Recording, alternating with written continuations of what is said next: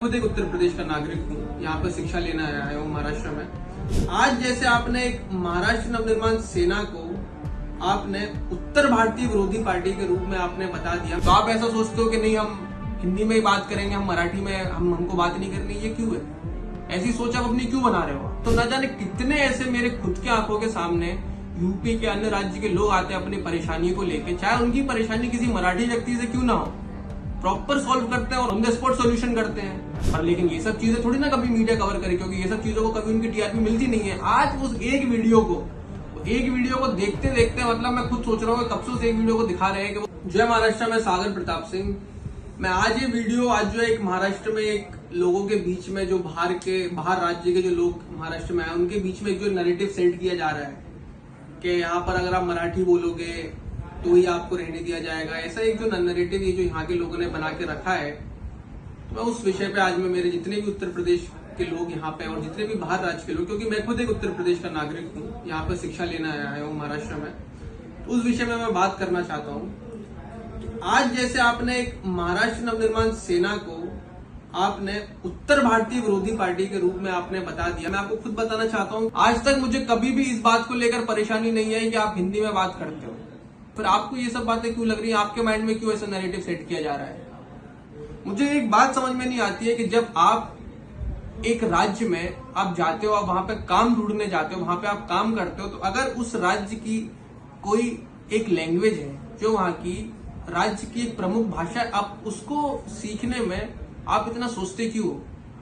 1.5 साल मुझे यहाँ पर रहते हुआ है, मैंने भी इतना कोई वो नहीं कि मैंने बिल्कुल ही मराठी सीखने में फोकस किया, पर मुझे खुद से मराठी में अगर जैसे मैं लोगों से बात की, मैंने खुद सीखने का ट्राई किया, मुझे खुद 1.5 साल में एक अच्छी मराठी आज मैं लोगों से बात कर सकता हूँ कि आज अगर कोई मेरे से मराठी में बात करे तो मैं उससे ये नहीं बोलूंगा कि नहीं मुझे मराठी समझ में नहीं आ रही, आप मेरे से हिंदी में बात करो। तो फिर आप ऐसा क्यों सोचते हो? जब आप एक राज्य में काम करने के लिए जा रहे हो, आप एक राज्य में दूसरे राज्य में आप पैसे कमाने के लिए जा रहे हो, आप तो आप ऐसा सोचते हो कि नहीं हम हिंदी में ही बात करेंगे, हम मराठी में हमको बात नहीं करनी। ये क्यों है? ऐसी सोच आप अपनी क्यों बना रहे हो? और आज एक न्यूज ने एक नैरेटिव सेट करके रख दिया है सबके बीच में कि नहीं मनसे वाले तो हिंदी वालों को मार रहे हैं, ऐसा कर रहे हैं। अरे जब मैं महाराष्ट्र में, जब मुझे 1 हफ्ता नहीं हुआ था मुंबई में रहे, जब मुझे 1 हफ्ता नहीं हुआ था, जब मैं महाराष्ट्र नवनिर्माण सेना के मुख्य कार्यालय गया और वहां के कार्यालय से मुझे जो पनवेल के मनसे अध्यक्ष माननीय श्री योगी जी चिले, मुझे उनका नंबर मिला। तो जब उनको मैंने पहली बार कांटेक्ट किया तो तब मैंने उनसे बात हिंदी में की थी। तब उन्होंने मेरे से कोई ऐसा नहीं बोला कि नहीं तू मेरे से हिंदी में बात कैसे कर रहा है, माझ्याशी तू मराठी में बोल। उन्होंने कोई मेरे से ऐसी बात नहीं की, उन्होंने प्रॉपर मेरे से हिंदी में बात की। तो न जाने कितने ऐसे मेरे खुद के आंखों के सामने यूपी के अन्य राज्य के लोग आते हैं अपनी परेशानी को लेके, चाहे उनकी परेशानी किसी मराठी व्यक्ति से क्यों ना हो, प्रॉपर सॉल्व करते हैं और ऑन द स्पॉट सॉल्यूशन करते हैं। पर लेकिन ये सब चीजें थोड़ी ना कभी मीडिया कवर करे, क्योंकि ये सब चीजों को कभी उनकी टीआरपी मिलती नहीं है। आज उस एक वीडियो को देखते देखते मतलब मैं खुद सोच रहा हूँ कब से उस एक वीडियो को दिखा रहे हैं कि वो वॉचमैन की जो एक वीडियो जिसमें उसके साथ में एमएनएस के लोगों के साथ में जो वीडियो है, उसमें वो वॉचमैन की वीडियो किसी ने पूरी नहीं दिखाई कि उस वॉचमैन ने ऐसा बोला कि मराठी गई तेल लेने। अगर आपके राज्य में कोई आकर ऐसी बात बोलेगा कि आपकी जो भी आपके राज्य की भाषा, आप किसी भी राज्य को, और आपके राज्य में कोई आके ऐसा बोलता है कि नहीं आपकी राज्य की भाषा का ही तेल लेना है, आप क्या करोगे? मुझे आप इस बात का आंसर दो।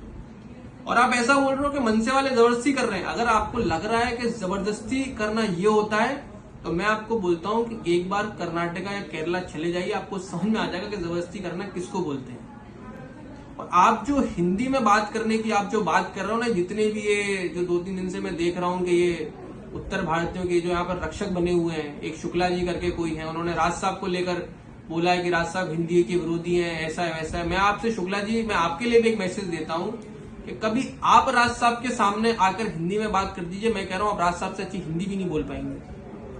मैं आपको लिख कर देता हूं कि आप राज साहब से अच्छी मराठी तो छोड़ो, आप राज साहब से अच्छी हिंदी भी नहीं बोल पाएंगे। बस बात यह है कि राज साहब का कहना यह है कि आप जिस भी राज्य में जाते हैं उस राज्य की भाषा आपके लिए फर्स्ट प्रायोरिटी होनी चाहिए। और कल आपने एक बात बोली कि राज साहब ठाकरे मराठी विरोधी हैं, राज साहब ठाकरे हिंदू विरोधी हैं। मतलब राज साहब ठाकरे को आपने हिंदू विरोधी बता दिया। अरे शुक्ला जी, जब इस महाराष्ट्र में जब 2006 में उनके पार्टी का जब गठन हुआ था, उनकी जो सोच 2006 में थी वही सोच आज उनकी 2025 में उनकी पार्टी ने अनेक हार देखी है, पर कभी भी उन्होंने उनका जो माइंडसेट था, जो पार्टी को लेकर, उनके विचारों को लेकर कभी भी उन्होंने चेंज नहीं किया।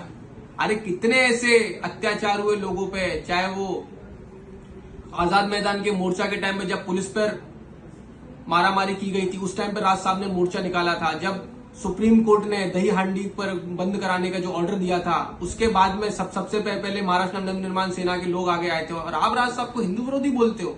अरे सीए एनआरसी में जब पूरे देश का विपक्ष इकट्ठा हो गया था, मुस्लिम लोगों को के माइंड में एक नैरेटिव सेट कर दिया कि जो सीए एनआरसी जो बिल है वो उनके अगेंस्ट में है। उस समय पूरे देश की सबसे बड़ी रैली अगर सीए एनआरसी के समर्थन में किसी ने निकाली थी तो वो राज साहब ठाकरे ने निकाली थी। और आप राज साहब को देश विरोधी, हिंदू विरोधी बताते हो। मैं समझता हूं कि शुक्ला जी, आप जैसे जितने भी लोग हैं, आपको राजनीतिक समझ थोड़ा सही करने की बहुत जरूरत है। और मैं आपसे इतना ही आपसे एक रिक्वेस्ट कर रहा हूं कि आप अगर इतने ही उत्तर भारतीयों के लिए अच्छा सोचते हो, उत्तर भारतीयों की लड़ाई लड़ना चाहते हो, तो सबसे पहले आपने उत्तर भारतीयों की लड़ाई उनके राज्यों में क्यों नहीं लड़ी? अब महाराष्ट्र में आकर उत्तर भारतीयों की आप लड़ाई लड़ रहे हो।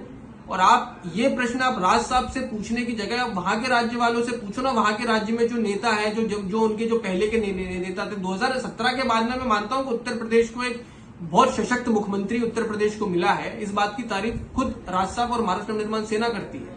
माननीय श्री योगी आदित्यनाथ जी की तारीफ खुद महाराष्ट्र नवनिर्माण सेना और राज साहब ठाकरे करते हैं। मैं सुनील शुक्ला जी आपसे इतना बात बोलना चाहता हूं कि आपने इसके पहले के जितने भी नेता रहे, आपने उनसे प्रश्न क्यों नहीं विचारा, क्यों आपने पूछा नहीं कि आपने हमारे राज्य को नौकरी क्यों नहीं दी, कि हमारे लोगों को महाराष्ट्र में जाना पड़ रहा है और वहां पर ऐसा हो रहा है? क्यों आपने एक क्वेश्चन नहीं पूछा?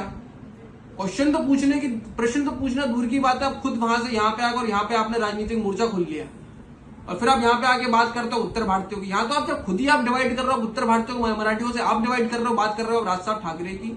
सीधी सिंपल सी बात है, एक पॉइंट है कि अगर आप किसी भी राज्य में जाते हो, वहां की भाषा का रिस्पेक्ट होनी चाहिए, वहां की लैंग्वेज की रिस्पेक्ट होनी चाहिए। अगर आपके माइंड में ये नैरेटिव है कि हिंदी नेशनल लैंग्वेज है, तो it is not a national language. Hindi हमारी राष्ट्रभाषा, हिंदी हमारी राष्ट्रभाषा नहीं है। मैं फिर बोल देता हूं, इस राज्य में बहुत तरह तरह की भाषा है, जिसमें से हिंदी भी एक भाषा है, जिसमें से मराठी भी एक भाषा है।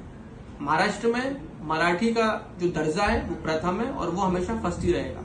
तो मेरा बस यही बोलना है कि जितने भी लोग महाराष्ट्र में रहते हैं, आप पे कोई ऐसा कुछ फोर्स नहीं है कि आप मराठी में बात करिए, अगर आप मराठी में बात नहीं करेंगे तो आपको मारेंगे पीटेंगे, ऐसा कुछ भी नहीं है। हाँ, पर एक चीज है कि आप मराठी बिल्कुल सीखिए।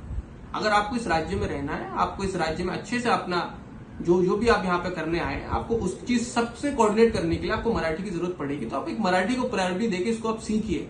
मेरी बस आपसे यही रिक्वेस्ट है। जय हिंद, जय महाराष्ट्र।